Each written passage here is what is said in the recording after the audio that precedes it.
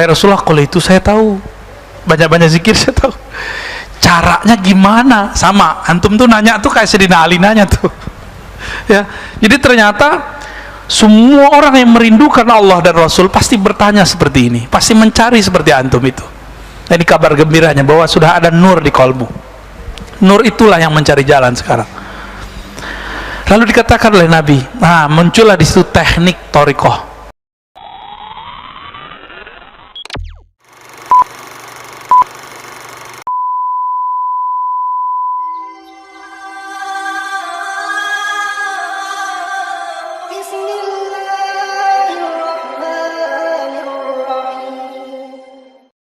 Afwan Buya, saya mau bertanya tentang kedatangan Imam Al-Mahdi. Apakah Al-Mahdi akan datang secara tiba-tiba atau ada tanda-tanda sebelum kedatangannya dan sebelum dibaiatnya? Betul, bagus. Seperti yang kita sebutkan di pertemuan awal bulan, bahwa Al-Mahdi ada tanda-tanda sebelum munculnya. Tanda-tandanya mirip yang ditanyakan Pak Dokter tadi. Ada gerakan tapi bukan negara, tapi menguasai banyak negara, menzolimi banyak negara. Disebut dalam hadis, Allah akan mengutus Al-Mahdi, mengeluarkan Al-Mahdi dan membawa Al-Adl, ya, adlan wa qistan, keadilan, kama muliatil ardu jawran wa zulma, sebagaimana bumi tadi jadi penuhi dengan kezaliman yang global. Maka setelah ada kezaliman global, baru kemudian muncul Al-Mahdi. Jadi apa ciri paling gampang? Karena kalau pakai kolbu sulit lagi nih. Covid ini menurut antum semua ini kezaliman global nggak? Kita dipaksa Pak, anak-anak nggak bisa masuk ke mall, kita nggak bisa naik pesawat, orang tua kita jauh, saudara kita jauh, sahabat kita jauh, kita mesti pakai vaksin baru bisa naik. Ujung-ujungnya hulus ya, benar nggak? Mereka ngira ini itu ada yang murni bisnis, ada yang emang gerakan-gerakan ideologis itu ya. Jadi ternyata yang berkuasa di negeri kita bukan presiden kita, yang berkuasa di Malaysia bukan rajanya, yang berkuasa di Saudi bukan rajanya, tapi siapa? Yang punya vaksin ya nggak? Yang berkuasa mereka. Itu pun mereka yang nggak semua punya vaksin sukses, ada yang kalah juga. Kalau di teori konspirasi seru Pak, yang paling untung dalam kondisi seperti ini jangan-jangan mereka lah yang membuat virus ini. Cuma kita kan nggak berani juga, itu cuma teori, bisa jadi salah. Vaksin yang paling tidak berbahaya dari mana? Yang paling tidak berbahaya, yang paling sesuai dengan badan kita. Tuh Pak Dokter udah tahu. Siapa yang buat? Itu mungkin bukan negaranya Pak, nama negara doang, tapi ada gerakan-gerakan di luar itu. Negaranya sendiri juga bingung. Bapak tuduh Amerika juga kewalahan ngadepin Covid. Tuduh Cina juga kelabakan ngadepin Covid. UK, Inggris, tapi sekarang mereka lagi pesta Pak ya, lagi ada macam-macam event, nunggu ledakan. Jadi adakah tandanya? Tandanya satu yang paling jelas, kezaliman global. Zolim nggak nih? Kita seharusnya bisa hidup, tapi nggak usah khawatir lah Pak. Seandainya tidak ada kezaliman itu, bumi ini tidak layak ditempati lama. Bumi kita nggak layak ditempati lama Pak. Bapak pelajari tentang ilmu geologi. Di bawah bumi kita ada kawah besar, ya. Di mana lagi? Di atas, dari langit. Nggak ada yang aman Pak di sini. Ini bukan negeri Darul Baqa. Jadi nggak usah terlalu sedih. Ini negeri Darul Fana, ya. Main-main aja di sini. Yang Baqa itu ruh kita. Maka pelajarilah peta kembali pulangnya ruh kepada Allah. Al-Mahdi itu kan ahli ilmu ruh. Jadi saya cuma ngasih pencirian. Siapakah Al-Mahdi? Orang yang paling mengenal ruh, sehingga dikenal kepada yang meniupkan ruh. Inilah yang kita lagi cari-cari Pak sebenarnya. Antum yang dengar ini jangan GR karena jidatnya lebar, hidungnya mancung.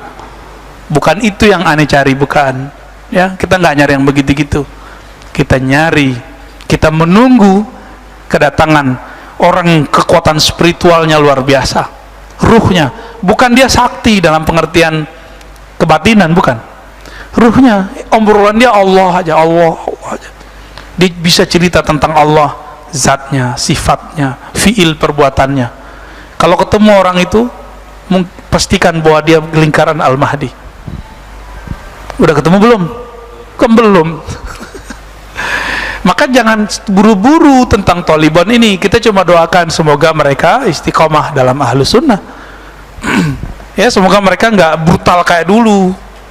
Ya, orang Afghanistan punya trauma nggak dengan Taliban?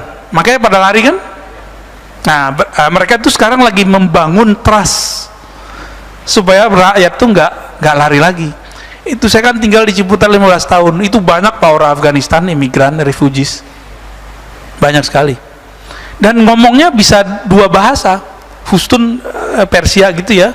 Terus Arab jadul, Arab slang. Jadi kita kalau ngomong sama dia jangan pakai Arab Fusha, nggak ngerti dia. Langsung baca Shadaqallahul Azim dia. Ya. Oke, ada lagi? Ya. Assalamualaikum warahmatullahi wabarakatuh. Pak Mirwan dulu. Ya, silakan Pak. Waalaikumsalam. Pak Mirwan udah keseringan ya. Habis inilah Pak Mirwan. Bismillahirrahmanirrahim. Assalamualaikum warahmatullahi wabarakatuh. Assalamualaikum. Perkenalkan, nama saya Irfan dari Ciputat, Ustaz. Masya Allah. Afan Irfan sekarang. Ya. Saya sering juga mengikuti kajian-kajian Abuya di YouTube. Alhamdulillah kalau kajian-kajian fikih kita banyak menunya di mana-mana, Ustaz. Cuman baru kali ini saya dapat artinya yang mendekatkan kita untuk lebih mengenal ruh, berzikir. Yang saya ingin tanyakan adalah bagaimana cara dan kiat-kiat agar kita berzikir itu tidak hanya di lisan, kita tapi masuk ke kolbu. Dan yang terakhir yang saya menarik juga, bagaimana kita cara menemukan peta pulang ruh kita yang Masya Allah. Terima kasih Ustaz. Assalamualaikum warahmatullahi wabarakatuh. Kalau Bapak lewat kedatang ke sini pakai GPS, bisa tersesat nggak? Bisa. Ya, kenapa? Google, berguru lewat YouTube, lewat Google, ini bisa riskan, bisa berbahaya. Banyak sudah yang sudah menyimpang. Kalau jalan fisik saja bisa tersesat, apalagi jalan rohani. Tapi ada sopir taksi, udah 20 tahun jadi sopir, kita bilang, MRBJ Bintaro 9, siap, nggak perlu pakai GPS. Kita lihat nih nggak pakai GPS, handphonenya butut, dan jalurnya, Masya Allah, dia punya jalur ringkas, tahu-tahu udah nyampe. GPS ada di hatinya. Carilah orang-orang seperti ini, orang-orang yang ilmunya tidak lagi diambil hanya dari kertas. Saya kan ilmunya masih dari kertas, Pak. Ini gaya-gayaan aja, Pak. Karena dulu belajarnya pakai kitab, maka sekarang ngajarnya pakai kitab. Gak mungkin dong Bapak saya bilang mau ngaji sama saya, nyantri aja. Gak mungkin dong. Maka kita setting dulu dengan Ustaz Rafiq, Habib Geis dan teman-teman. Ayo kita kalau di sini dakwahnya pakai kitab ngajinya. Alhamdulillah sampai sekarang jadi kan. Di pesantren begini Pak, cuma bedanya di sana ada ujiannya, terus santri itu suruh baca, nggak bisa baca suruh berdiri. Coba kalau kita praktekin, Bapak nggak bisa nerjemah suruh berdiri. Hari ini rame, bulan depan sepi. Kita pernah buat kajian-kajian begitu yang bukan pesantren, ya. Kajian terjemah dulu. Kita nanya, Bapak Ibu, ini artinya apa? Coba satu-satu. Besok tinggal satu orang, Pak, dari 40. Kabur. Kayaknya di sini juga sama. Maka kita memanjakan antum semua. Kita bawain kitabnya, kan bukan antum yang bawa kitab, seharusnya antum bawain kitabnya, buat aneh. Dibawain kitabnya, ya, dibacain, nanti kita jelasin, gitu seharusnya. Namun saya berhusnuzon kepada Allah. Ilmu ini kan titipan. Ilmu itu ada yang disebar lewat taklim, murid datang, ada yang disebar lewat dakwah, gurunya datang. Maka saya gabung dua-duanya. Bapak kan datang ke sini, saya juga datang ke sini, sama-sama datanglah kita. Ya. Bagaimana caranya zikir supaya nyambung antara lisan, pikiran, sama qalbu? Itu harus digabung dan ada orang yang menggabungnya, Pak. Itu namanya talqin. Harus ada ahli talqin zikir yang dia juga sudah bergabung kalimahnya, lisan dengan qalbunya. Lalu dibimbinglah Bapak untuk membaca hal yang sama. Ketemu secara fisik, iya, tapi ada hubungan batin. Qalbunya nyambung. Kalau udah nyambung, maka yang dibaca oleh gurunya terbaca oleh muridnya. Itu namanya talqin. Ditalkinkan, dibimbingkan, disuapkan, diajarkan cara memakan kalimah itu masuk ke dalam kolbu, diajarkan cara menanam kalimah ke dalam kolbu. Guru ini disebut mursyid. Mursyid ini dapat ijazah dari mursyid sebelumnya, dapat ijazah dari mursyid sebelumnya, terus sampai kepada baginda Rasulullah SAW, bersambung ijazahnya kepada baginda Nabi. Ini yang diajarkan oleh Sayyidina Ali. Beliau bertanya kepada Nabi, ya Rasulullah, tunjukkan aku, dullani ala aqrabi turuqi ilallah wa ashaliha, ya, tunjukkan aku jalan terdekat kepada Allah. Jadi Ali ini di saat orang minta wiridan, minta amalan, minta wiridan, minta amalan, Ali kan orang spesial, udah ponakan, udah saudara, sepupu, mantu, maka dia punya akses yang tidak dipunyai akses oleh orang lain. Apakah tidak, ya Rasulullah, beli dong jalan tol kepada Allah. Udah jalan tol ashal, lebih susah, lebih mudah, bahkan arfa darajatan, lebih tinggi derajatnya di sisi Allah. Maka tidak ada zikir di dunia ini kecuali jalur silsilah zikirnya melewati Sayyidina Ali karamallahu wajhah. Dan itu bukan Syiah, ya. Kebetulan sanad kita mirip aja sama mereka, tapi ini sanad Ahlussunnah. Lalu apa kata Nabi? Aksiru min dzikrillah, banyak-banyak aja zikir Ali. Apa kata Sayyidina Ali? Wahai Rasulullah, kalau itu saya tahu, banyak-banyak zikir saya tahu, caranya gimana? Sama antum tuh nanya tuh kayak Sayyidina Ali nanya tuh.